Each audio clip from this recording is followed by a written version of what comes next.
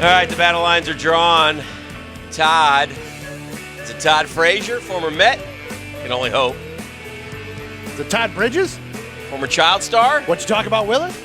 Nobody Todd really Phil sure. Cox? Could be Todd Phil Cox. Todd? Hello, Todd. Todd. What's up, buddy? Hello. How you doing?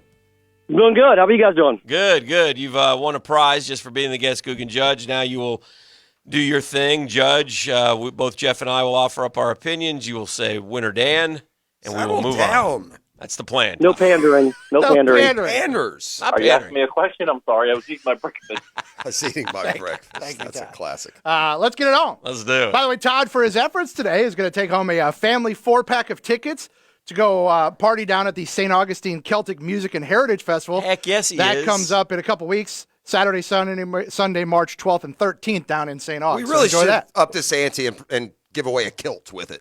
Over in Killarney. And if we give you a kilt, Todd, I mean, it's up to you what you wear under it. Many years ago. Those kilts probably aren't a bad play in the summertime. Breezy, I'm just man, saying, breezy. right? Easy breezy. Would you wear a kilt sang if they song to me? if they got popular?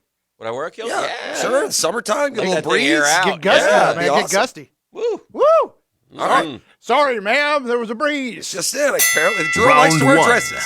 Moving on. Round one, we talked about this early in the morning yesterday when it was confirmed, the worst kept secret, that the Jag will once again be playing a game in London next year. London And calling. you guys kind of ran through the home opponents, so I'll circle back to it. Now that you've had 24 hours to think about it, if you had your druthers, who would you prefer to lose as far as the home slate? You guys talked about division opponents. I saw some fans saying they'd prefer it to be like Dallas because they just don't want to be inundated with Cowboys fans at the stadium. Man, I can't give up home games because I'm worried about the opponents. I got news for the opponents. We're fixing to get good with Trevor Lawrence and Doug Peterson. I want the Houston game to go. In fact, let's go ahead and cut a deal where the Houston game is played outside of town every year. By far, to me, the least compelling opponent on the schedule, especially with no Deshaun Watson. They have no star power. They're bad. I don't know. You can keep the Texans. The other teams, the reason I would never choose them is because they only cycle through, although Denver would be an exception, but they only cycle through every now and then. I could certainly live without Houston for a year.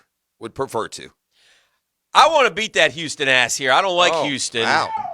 So I want Houston to come here, and I want to beat them like 60-0 next year. Well, I'll take that. You can have the Denver game. I saw enough of Denver last year. I don't know anything about Denver. Denver's not getting Aaron Rodgers. Whatever. They're going to throw in some, quarterback, and away they go. You can have the Denver game. Take that over to London. But yeah, keep the rest of them here. The one thing I'll point out, and I don't hate to be a negative Nelly on this one, but I will say this. I was looking last night at the teams that are playing. And if you notice, the teams that are going overseas are all NFC teams except for one. And the reason why they're all NFC teams is because the NFC this year has 9 home games. AFC has 8 home games because it flips from last year, right? So therefore, it's a lot easier if you have 9 home games to convince the fan base, well, we're still going to have 8 home games. Right. We're only going to have 7 home games. You're not so, really losing anything you weren't yeah, accustomed I mean, just pointing that out. I hate that. But again, I'm okay with 1 game a year in London. I'll never be okay with anything more than that. But 1 game a year to help the cause is fine with me. But I just saw that and thought that was interesting. Dan, stay on topic. Jeff's right.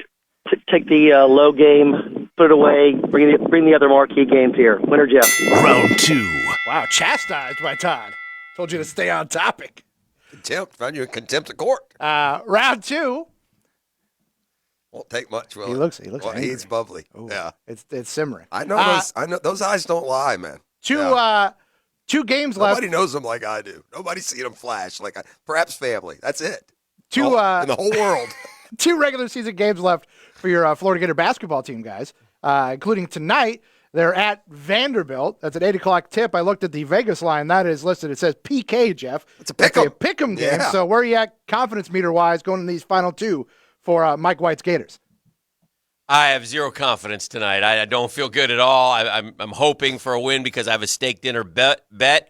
If the Gators get to 9 wins, I will be very happy. That's all that matters to me. But And if Florida wants to go to the tournament, they better come out and play like their hair's on fire tonight, and they better get after Scottie Pippen Jr. But it's a weird gym. It's always been weird. We've taken a lot of really good teams up there and gotten knocked off. So Florida better be prepared to play. I don't have a lot of confidence. I'm disappointed in you. I mean, here we are carrying the shield against the Mike White haters, and we get up right to the final battle lines. You've thrown your sword and your shield down, and you've hauled butt to the back of the pack. Yeah, Florida's going in and they're beating Vanderbilt. You know why? Because they always beat Vanderbilt. They peppered them at home earlier this year. It's a must-win. They're a little bit better than Vanderbilt. They've got Kentucky at the end of the year, and just as I didn't think they were going to slip up at Georgia, this is a tougher opponent. I think they win the Vanderbilt game. And by the way, that doesn't mean they're winning, at Kansas. It's not like they're going to Baylor and winning. It's Vanderbilt. Dan's right. This is not a Mike White thing. This is a player thing. Players got to step up and play. Winner Dan. Round 3. On the board. You did it, Dan. Round 3. Stings, I'm not going to lie. It does. Round 3, keeping it moving. Staying on the hardwood, though, last night, Dan, one of your favorite guys, Ja. What bananas. 52 points for the Grizz. He's one of many seemingly fast-rising but still long-shot MVP guys. Can he get in the mix this late in the game, or is it too far gone? The NBA MVP voters are so honed in on Joel Embiid and Giannis Antetokounmpo that it's going to be one of those two guys. And Ja's terrific, and he'll probably be an MVP candidate moving forward. Look, it's very easy in the NBA to get caught up in the flavor of the week, and these guys are fantastic. Last week we were trying to give DeMar DeRozan the MVP or some consideration. Now, Ja has a more superstar factor to him, and boy, these eye-popping stats will help. But I don't think he's going to rise to the level of being the league's MVP this year. I'm going to say this closely, positively, and I mean this. I like it. If I were building an NBA basketball team right now, From scratch. I would take Ja Morant first. Ja! I would take Ja Morant. Now, he ain't winning MVP. It's too late. There's 20 games left, and he should have got talked about more so. But I'm just telling you, he's 22 years old.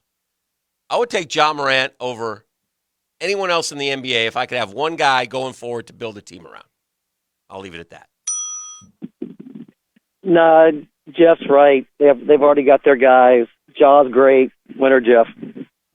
Round 4. Is Round that 4. for emphasis, or you really would take Ja over somebody bigger? I think I would. He's terrific. He's terrific. But I think I would. I'd go bigger. I'd take Luke. I'd come up with 5 or Luka. 6. Luka. Jokic.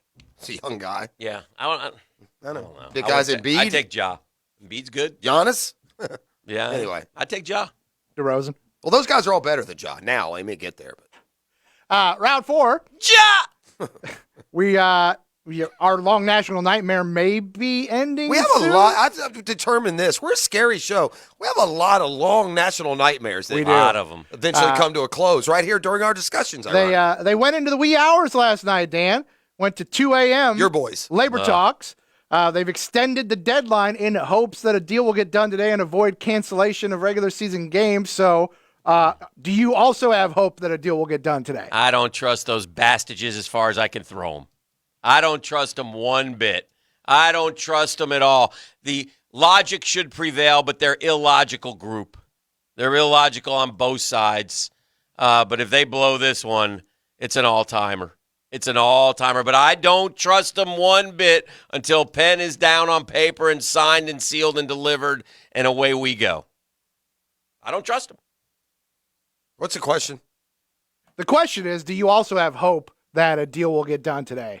Or do you still feel like we're too far apart? Today? Well, Today? they extended the deadline. Yeah, I know they extended the deadline. They did that to save with face. hope that they'll get a deal done. Well, I don't even know if it's hope. They did it because, well, we said we were going to cancel games thinking that the players would, come running up and save the cash they were going to lose. That didn't work. So, yeah, we're going to extend the deadline. But they're too far apart on everything to walk out of some meeting room shaking hands with a new deal by the end of today. Dan's a genius. There's no common sense. I don't trust him. Winner Dan. Round 5. And lastly, I'm a genius. wow. I like that. Lastly, round 5, kind of a quick look at, we talked happy about now. potential of a very fluid quarterback market in the offseason. There's reports now that the Packers and Aaron Rodgers are, circling a short-term deal that would make him a very high-paid quarterback to stay in Green Bay. So do you think other teams will follow suit and there will maybe be less movement than we projected, or will it still be very fluid, very musical chairs? NFL free agency? With the quarterbacks. There was a lot of talk that Yeah, maybe Rodgers will move. there'll be. Here's why. Wilson will move. Here's why there might be more moves, because we got a lot of average out there. We got a lot of guys that you probably think this guy could be better than your guy if he's in a new situation, but their resumes and their ceilings seem like they're pretty similar. Baker Mayfield, Carson Wentz, Jimmy Garoppolo, Jameis Winston. I'm throwing names off the top of my head, but that's the kind of quarter. I think there are serviceable enough starters. But as we always say in the NFL, unless Tom Brady or Aaron Rodgers or some superstar forces his hand, great title-winning quarterbacks don't come available. They're too valuable. But they're not available. And that's the point that B's making, and I agree. I mean, in the end, do you think the Niners are going to get cold feet and not trade Jimmy Garoppolo? I think they might. Is Russell Wilson leaving Seattle? Why would they? How much are they going to give Russell Wilson? And Aaron Rodgers staying in Green Bay, so all of a sudden, who's going where? Apparently not as many as we would think. Even the Deshaun Watson thing remains untied up. It's crazy what's going on in the NFL with these quarterbacks. So I think that's a good point by Beef, and I think in the end, a lot of these quarterbacks, all this smoke just gave us a lot to talk about, but nobody's going anywhere. Turns out the only quarterback that's getting traded is Kyler Murray. I gotta go with Dan. I don't agree. The quarterbacks are not going anywhere. It's all smoke. Yeah! Thank you, Todd. It's amazing. Yeah! Hold it out. Woo! Thank you, Todd. Turns out it was Todd Flanders. Woo! Who knew? He's all grown up. Beef, let's Thank you, fireball Todd. it up. Woo! Come on, Jeff. I've been drinking all morning. I'll give you some. So I'm excited to continue drinking. Yes, sir. Hi-ya! Oh, Little I'm nervous. cinnamony. Oh, that was a lot, Dan. That was like 4 fingers. Oh, God. A little too much. Oh, it burns. A little too much. In the best way. Woo! I got something in my eye.